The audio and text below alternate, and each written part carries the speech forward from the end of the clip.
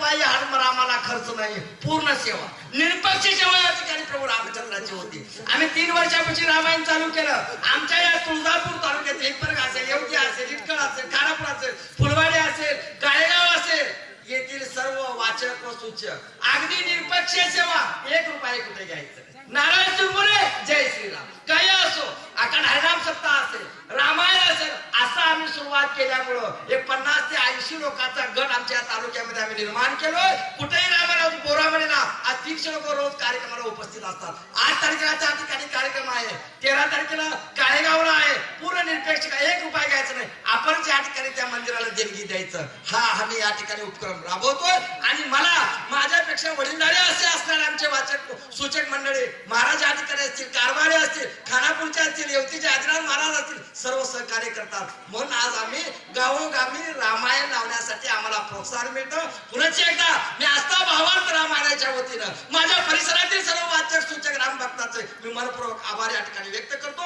अशीच या ठिकाणी अखंड सेवा आपल्या तालुक्यामध्ये रामनामाची व्हावी ही अपेक्षा व्यक्त करतो.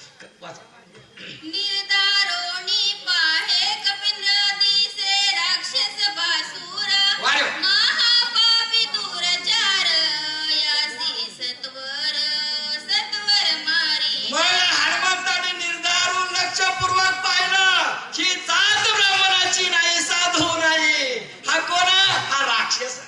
आता याला चांगलं पालत घालून तुडवलं पाहिजे, याला मारलं पाहिजे. मला अप्सरेनं सांगितलेलं आहे, आता मी कार्यक्रम करणार. हनुमंतराव विचार कर तेने साधून पुरुषार्थ करू आला माझा घात. हाती बळी रामदूत याचा निष्पात करीन. हनुमंताने जेव्हा पहिला राक्षस साधू नाही, हनुमंताने विचार केला पुरुषार्थ साधू. राजा रावणाला वचन देऊन मला फसवण्यासाठी, मला गवण्यासाठी, मला मारण्यासाठी आलाय का? मी रामभक्त आहे. रामभक्त कोणाला शरण जात नाही. मी आता याला जिवंत ठेवणार नाही, असा विचार या ठिकाणी हनुमंत मनाच्या ठिकाणी करतात. साधून पुरुषार्थ करू आला माझा घात.